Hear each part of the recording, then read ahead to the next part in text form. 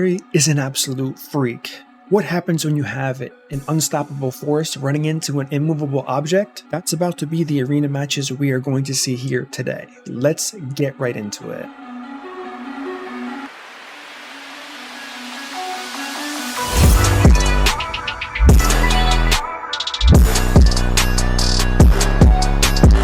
What up, team? It is MurderInc. We are on the test server talking about Korugar Death Bell. What a name. Death Bell? Why is it Death Bell? Does he have a bell on him? He does have a bell. Okay. Fitting name for sure. Really cool weapon. Love the aesthetic. One of the cooler axes I don't think I've noticed that until recording this now. Definitely one of the cooler axes I've seen in this game here. So, what's this kit? Why is he so good? Okay. Let's talk about his passive first.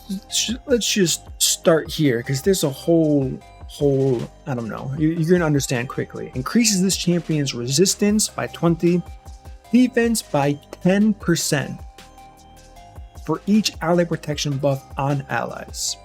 Okay. In arena, that's 3. Everywhere else, that's 4.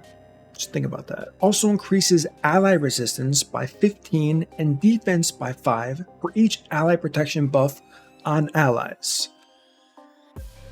So it's the same thing, stronger for this guy, not as strong for allies, but still very good. If there are 2 of these guys because you're a whale and you pulled 2 of them, get help. But it only works on 1, that's the main point. Counterattacks whenever an ally under ally protection buff is attacked can only occur once per enemy turn. Of course, it would be busted if it didn't work that way. Let's move on to the A3, Conduit of Agonies. Placing a 50% ally protection buff on all allies except this one, of course. Then a strengthen buff on all allies for 2 turn, really strong. Because he's not just protecting himself like the other champions. Ally protection, then increased defense on this champion. It's an AoE strengthen and an AoE ally protect. Love that a lot. Bell's Toll, the A2 ability, attacks all enemies, has a 75 up to 100% chance when booked of filling the turn meters of all allies by 30%, also has a 75 up to 100% chance of removing all debuffs. Okay, so is this a void legendary or what? I see its force, that's a rhetorical question, but how good is this guy going to be? Moving on to the A1, attacks one enemy, heals this champion by 10% of their health. So this guy's going to be self-healing for a ton. Moving on to the aura, ally HP in all battles increased by 30%. Huge. Let's go to the tavern here. How many books? 1, 2, 3, 4, 5, 6. We have 6 books. This is fine. 6 isn't terrible. 7, 8, 9, 10. 10, once again, listen, 16 books is awful. 13's kind of bad. 12's kind of bad. 11, we're getting decent. 10's okay. It's not 6 books. We would love to see 6 books. It's 10 books. What are we going to do? Right? But this is another champion. Once again, let's just go back to the champion really quickly here. The passive requires no books. Now, this is a 5-turn cooldown for ally protection. We're going to see this in use here. Honestly, the fact that it goes down to 3 turns makes this really strong. If it were 4 turns, I would say you don't need to book this at all. Because if you're surviving 4 turns, you are way too low in whatever arena tier you're in, right? You're just way too low. You need to push for sure. I mean, your offense could be scuffed and that could be why you're so low, but if you can use 2 4-turn cooldowns consistently in an arena battle on defense or on offense, if that's where you're using this guy, you're just outscaling your opponents significantly. This being a 3-turn cooldown and 4-turn cooldown, that's kind of irrelevant for the booking. It's really the 100% chance that has the main drag to it. And as far as the A1, doesn't matter. Book it, don't book it. If you get lucky in 6 books, like we said, 6 books is great. If you can get it just in the A3, it's up to you if you want to gamble on the 100% chance or not, or inevitably have the first 4 books going to the A1. That's my personal luck. It is what it is. But I want to showcase this guy with Ultimate Death Knight. Because now think about, I mean, okay, we'll just talk about it when we get in here. He works similarly to Harima, but Harima works quite differently. So let's find somebody, right? So for a team like this, we are using Mr. Bell. We're just calling, I'm gonna call him the Bell guy. I don't know, not Mr. Bell. That sounds kind of weird. Mithrala for a cleanse. Ultimate Death Knight, and then Leorius. You can use anybody in the Leorius spot, any cleanser you want in the Mithralis spot.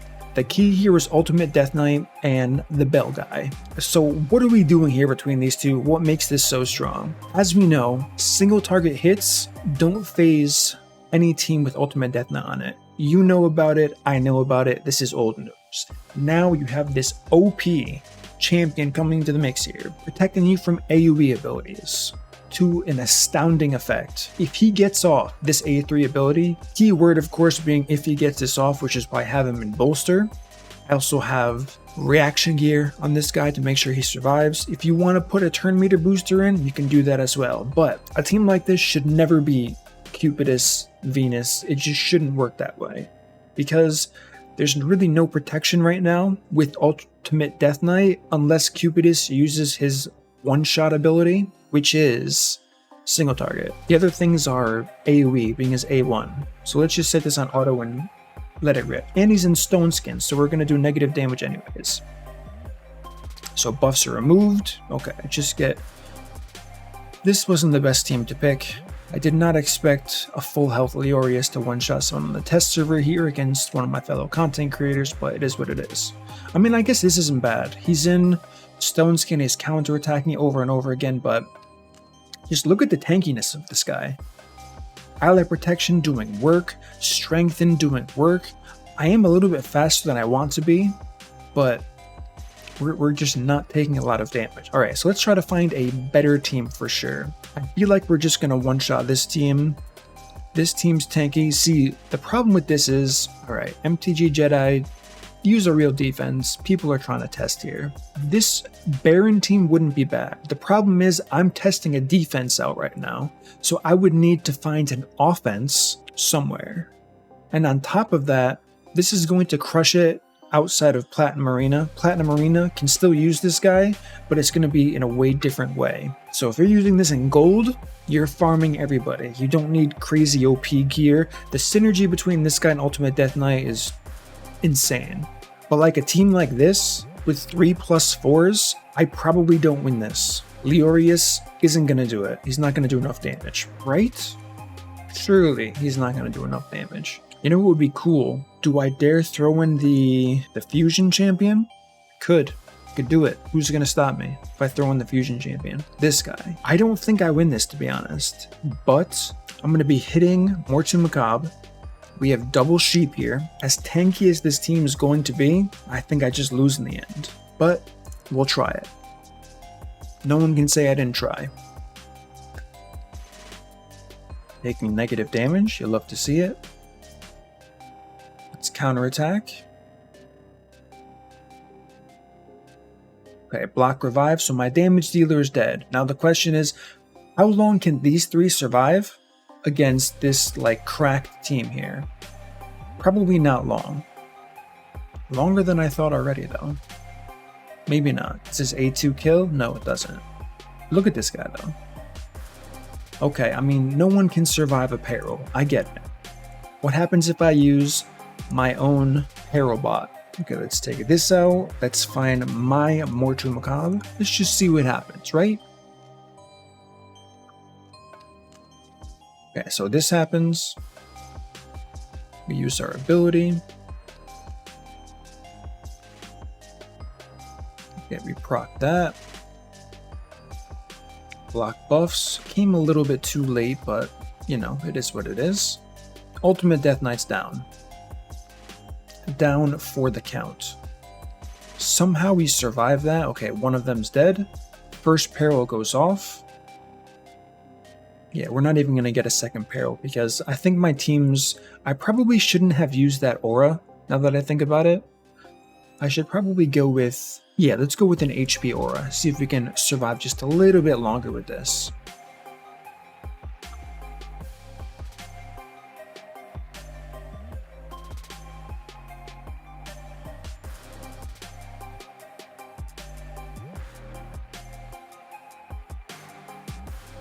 Okay, we got that.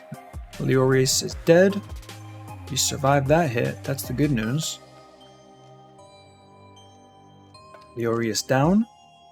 My big three is still alive, so maybe that was the difference.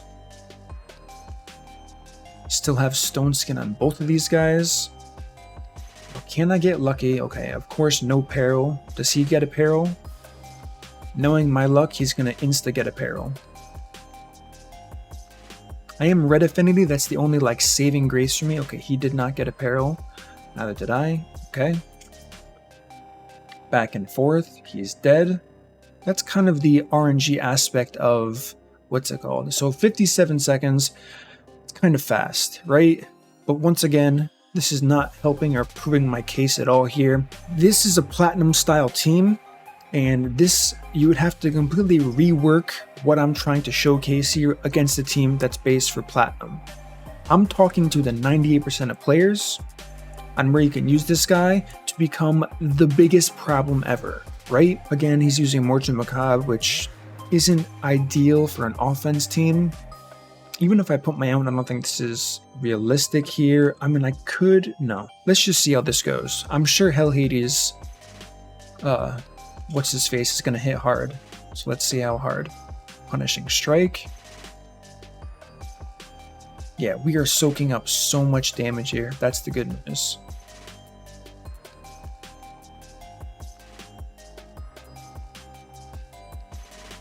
Okay, so that saved my nuker for sure. Now everyone's dead, but my guy's so dead, he's frozen in place. Right?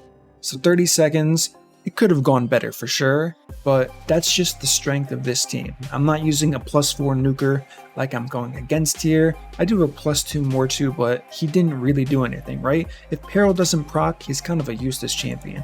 Leorius is going to be the key, or whatever nuker you decide to use for sure here. Now, Wrecked by Rabbit, this is an interesting team. This could be viewed as, let's get rid of this. Who was the original one? I had Mithrala originally. So let's put her back in. If I can find her. This is going to be the original team here, and we're going to see how this goes. This is not the most common, but a decently common offense team that you could see in the bottom of Platinum or below Platinum. So let's see just how this goes here. Yeah, there's the full health Leorius attack. We gotta wait for his health to get a little bit lower before we start doing any type of real damage for sure here. And then Bell Guy just kind of pumps unironically. We got a revive here. Very nice, very nice. A lot of turn meter decrease. Don't think this guy's going to be able to kill. Okay, so we're just short here. We have to finish off Sifi, and then it's game, set, match. Are we fast enough? That's the real question, though. No, there's the revive into a double revive. No, Arbiter's going to revive next here. Surely. Yeah, not enough to kill her, so she's definitely going to revive on her next turn. Oh, okay, so we did get the kill. Now we just have to finish off Sifi, and we should be good. So, I mean, this is a really fun team to watch work. And as mentioned before, crazy, crazy tanky. Harima, I mean, to be fair, you can kind of put this champion in the same case as Harima. They're both rather new champions, and yeah, this team, it's just a defense team. Cold Brew's team could be interesting for sure. So while this isn't normal, you can definitely say it's viable. Now, anytime you're facing against a warlord, you have to use someone that can kind of deal damage. What's the word I'm looking for? Do I have gear on this guy? I do. You're looking for someone that can deal damage after he's locked out, which would be the A1. And who is that going to be? That's going to be a Venus Cupidus duo. That's going to be the key against a team like this. Granted, we can survive. We have an AoE guy, and I don't know if my champion is going to go first here. That's the only kind of concerning part. So let's play it by ear and see what happens against this team. Fully expecting a lockout to happen fairly quickly here. Okay, there was the lockout. Now we have the A1s starting to pour out. Cooldowns have been reset. Yeah, okay, so we just died. I mean, our two tanky guys survived. That's the good news. Essentially taking no damage because Ultimate Death Knight's OP. So is the Bell guy. That's why this duo works if you can fill the other two champions to have it make sense. Like, look, we're 34 seconds in, and I mean, granted, this team has a ton of self-healing. As we can see, my guys are just healing themselves back up over and over again. I was fairly sure that AoE was going to do it, kill, but I guess not. Okay, that one did it for sure. So we're almost a minute in here on a typical platinum speed team. Listen, if your speed team's taking 55 seconds, you have to rethink how things are. Granted, I didn't use the best team here, but this just goes to show you how strong that duo is. After having my two initial champions just deleted off the face of the map, we did really, really well. So let's fight Korugar one more time. Let's see what else we can do here. As far as champions getting locked out, I don't have any other options besides using someone like a Mortu Macabre, fishing for that peril proc. If we get maybe one peril proc, we're doing well. I think Georgia's just going to fall over. Could be wrong, but I'm pretty sure he's just going to fall over, but we'll just toss him in there just in case he doesn't. So let's do this. He's going to get locked out, so we'll keep the HP. Do I have gear on Georgia? I bet I don't. I do somehow. Somehow he's got gear. So we got Mortu. Let's just slam it then. Here we have our stone skin. Let's start getting these procs. Okay, Georgia fell over like a sack of bricks. Peril, perfect. This is why you use someone like a Mortu Macabre here, and then we have our power duo here, keeping Mortu safe after. Okay, so literally in case something like this happens. Now we don't have any protection from stone skin, and now there's no possible way we can die, right? His nuker's dead. He was block revived already by Peril. But these three champions, it would take a mega pumper to kill them. Someone like we've already seen in the past, right? So a really strong Cupidus plus a Mortu Macabre, you would need two champions at least to do enough damage to kill this. So one major factor that I didn't really talk about that I probably should have mentioned earlier on into the video is why are these champions so strong? They're mostly strong because of how I'm building them. The one thing you probably have noticed by now is I have no stone skin gear on these champions, which is why me testing this against champions that we see with stone skin isn't realistic, because you're rarely going to be bringing stone skin on your offense team if you're fighting in the gold arena. And what is the number one counter to stone skin? A bomb team. A bomb team will kill any team with stone skin. I'm sure you guys have seen many examples of this on YouTube, or if you watch Twitch, in seconds, 10 seconds, 15 seconds, 20 seconds, 30 seconds tops, absolute tops. If you're running stone skin, that's how long it takes to lose pretty much. So with that being said, this team's running no stone skin, and it's going to do so well because of how tanky it is without any stone skin factor. If you see a team with Ultimate Death Knight and the Bell Guy, your first thought in your mind is going to be 100% of this guy's running stone skin. There's no way he's not running stone skin. If that's the case, and I mean, first of all, this is a perfect example of why this is such a good team. If you ran this and you were trying to push for platinum, like the lower ends of platinum and gold, and the person fighting you is taking 2 minutes and 30 seconds against the defense like this, granted, my fourth champion being Georgia got one shot off the bat, so was completely useless this whole time. This is a really strong defense, because not only are you winning, it took them almost, probably over by the time it's done, 3 minutes to lose. But back to the main point I was making here, you're not running stone skin, so you're going to get bombed when someone sees this team. That's just what they're going to do. They're going to run bomb champions, they're going to say, where's the stone skin? They're going to come into the match. Nobody's going to have stone skin gear. They're going to bomb champions without stone skin, and they're not going to be able to kill anyone on your team, which is huge, right? Absolutely huge. So that's the main benefit of this. If you get this guy, you're chilling. You're going to have a great time. It's going to be very hard to beat you. People aren't going to be prepared for what you're going to have to give to them. That's for sure. Now, the only issue here with a team like this is Ultimate Death Knight is preventing Mortu Macabre's Peril from proccing because he's transferring all of the hits to himself. That's the only issue when there's such a, I mean, so this basically either never ends or I get lucky with crits and I win. But it's looking to me like it's going to be a never-ending battle. So what do? We probably just end it. If we don't win in the next 10 seconds, no, it's already over. So I backed out here, but they would be on offense and they would be the one backing out saying, I just cannot beat this team. So we tested that. The next thing we can test, of course, is going to be a Hegemon team. This one's decently common, I will say that. Anytime you're running a Hegemon here, we're going to want to use, who are we going to want to use? Mithrala is kind of a gamble, because if he has a stun set, and my Mithrala gets stunned, there's almost no point in having her on the team. And then finally, we can of course toss in, Leorius is fine, but he can get locked out pretty easily, and he's not in Stone Skin. We could use someone like a Mountain King. Mountain King's A1 hits hard here, so let's just throw in, just for the sake of this battle here, we'll throw in Morton Macabre here. Yes, he's in Stone Skin. Do you need Stone Skin? Not necessarily. Okay, so we didn't get locked out. This is good. I do have a lot of resistance on our Mithrala here. So Mithrala, what she's going to do is she's going to cleanse. Then we're going to start pumping up the buffs. Let's wait for it. Okay, so the Peril procced. Easy. Look at how tanky we are. They don't even know what to do. They're shook.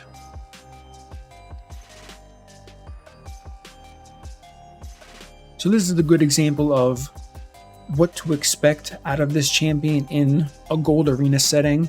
Tag team arena, fantastic duo as well. So give me your thoughts on this champion. I'm not going to say he's as good as Harima. He's definitely not. Is he very strong? Absolutely. 100% very, very strong here.